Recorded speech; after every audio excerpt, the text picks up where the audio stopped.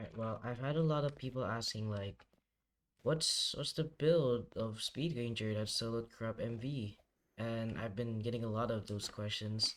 I have been answering some of them, but if I just answer all of them, it might take some time, so I will just explain it to you in this video. First, Stellion Core, of course, Dragon Tooth Dagger along with Inferno Enchant. Someone said, why not Blessed Enchant with Sun Dagger? That's because Blessed Enchant and Sun weapons are only good with classes that have abilities that are multi-hit, and Ranger does not have that. Seven Leaf Everthistle is only I'm only using it because I was grinding bosses for loot. But this slot is basically a free slot. You can use anything with it. If you're struggling to sustain your HP, then you can swap it out for Parasitic Leech or Sanguine Fang. If you want more damage, then you can use Spike Steel Ball. You can do whatever you want with it.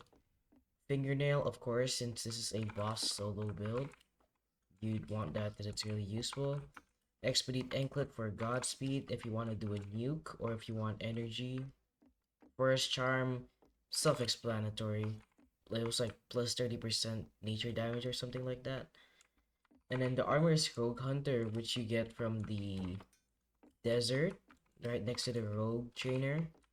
My armor looks like this because I transmogged it to the Ranger armor, which basically just means I have the looks, not the stats. The stats are still the Rogue Hunter.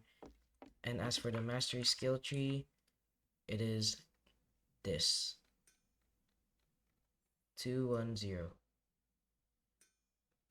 If I were to run Metrum's Vessel solo though, I would optimize the build and instead I would go 102 because here you get perennial Canopy proficiency, and proficiency of Canopy is crazy because Canopy like might be one of my biggest carries for damage in Metrum's Vessel when I was soloing it, because it just does it on its own every turn for like 4 turns. If you don't have proficiency, it does like 120 damage, and you don't skip a turn basically, because like it just does it automatically.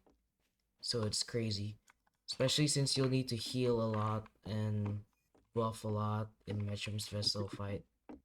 So yeah, uh if you have any other questions, then feel free to comment it down below. But that's all for this build.